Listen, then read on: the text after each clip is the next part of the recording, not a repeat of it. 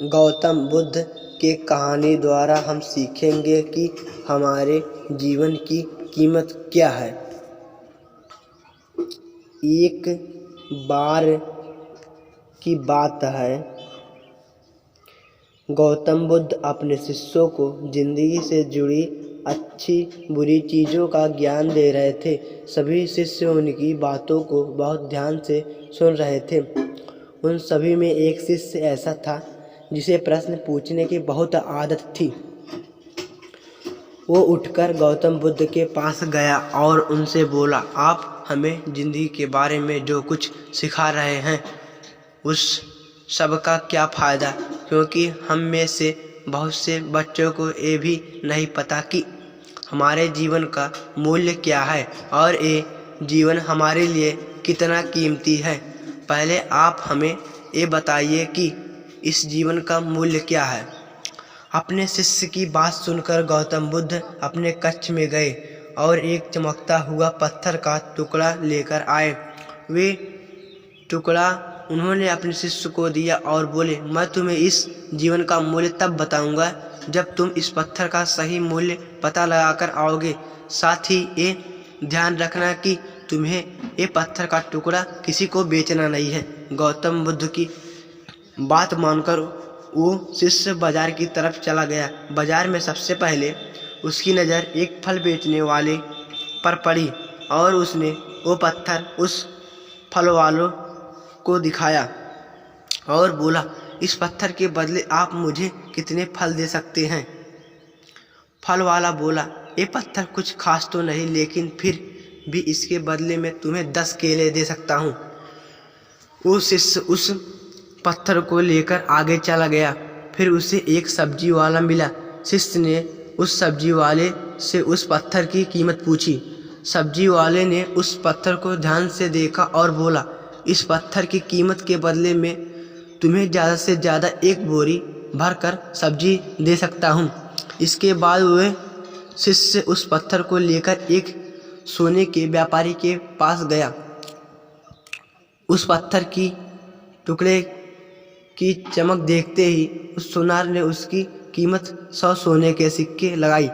शिष्य ने वो टुकड़ा बेचने से मना किया तो वो सोनार उसके बदले 200 सोने के सिक्के देने को भी राजी हो गया, लेकिन शिष्य ने वो पत्थर नहीं बेचा। इसके बाद वो शिष्य एक हीरे के व्यापारी के पास गया और उनके सामने उसने वो पत्थर के टुकड़े को रख दिया।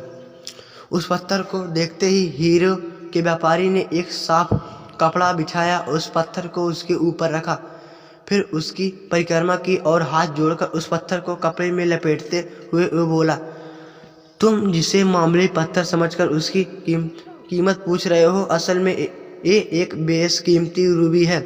ऐसा रूबी हर किसी को नहीं मिलता। मैं अगर अपना सब कुछ बेच भी दूँ तो भी इसकी कीमत नहीं चुका सकता।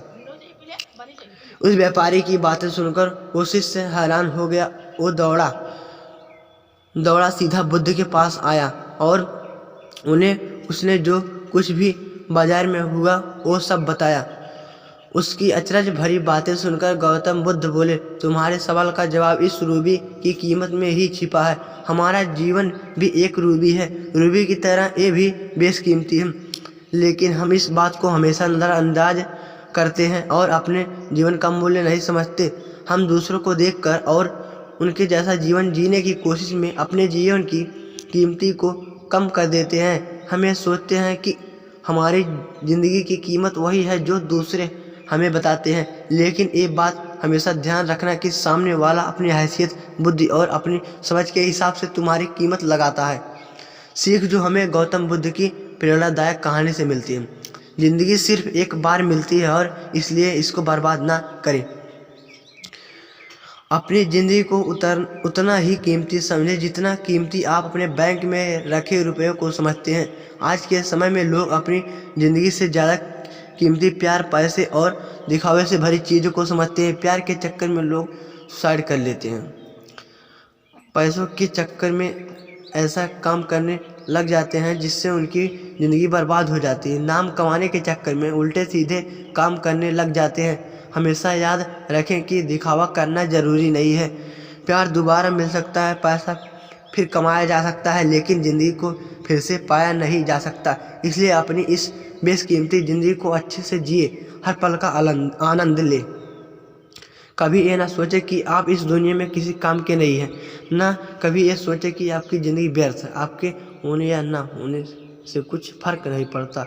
जब भी ऐसे नेगेटिव विचार आपके मन में आए तो खुद को बस ये याद दिलाएं कि जीवन एक रूबी है, बेशकीमती है।